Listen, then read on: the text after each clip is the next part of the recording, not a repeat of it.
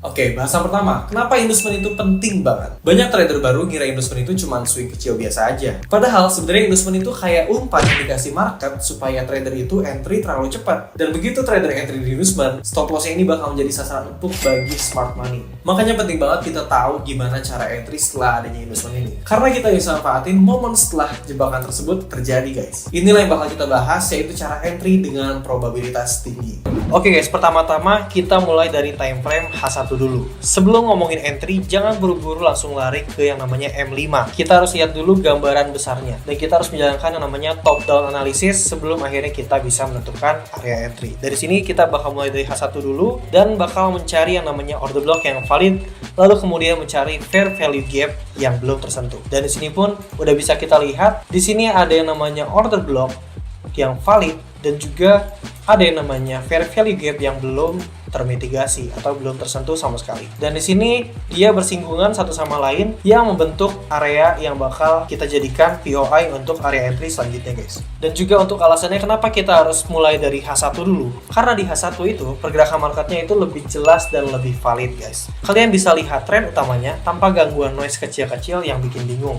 Setelah zona H1 sudah rapi, kita baru bisa turun ke M5. Di M5 ini kita cuma fokus pada satu hal, yaitu menunggu harga menjemput buy limit yang nanti kita set di area entry yang udah kita tandain, guys.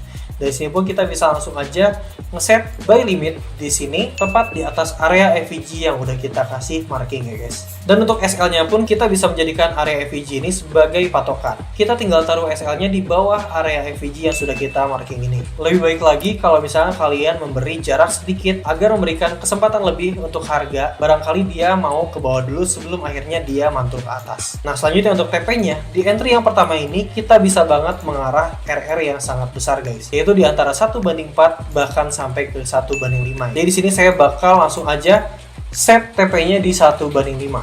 Oke, setelah ini kita tinggal tunggu aja buy limitnya ke trigger dan kita lihat pergerakan arah marketnya. Dan dia bakal langsung naik ke atas, guys. Oke, setelah beberapa saat kita tunggu, akhirnya area entry kita tersentuh dan dia mulai ke trigger untuk si buy limitnya. Dari sini kita tinggal tunggu aja TP kita kejemput. Oke, seperti yang bisa kalian lihat, area TP kita langsung kejemput, ya guys, dengan area yang cukup besar yaitu di 1/5. Dan ini baru setup entry yang pertama.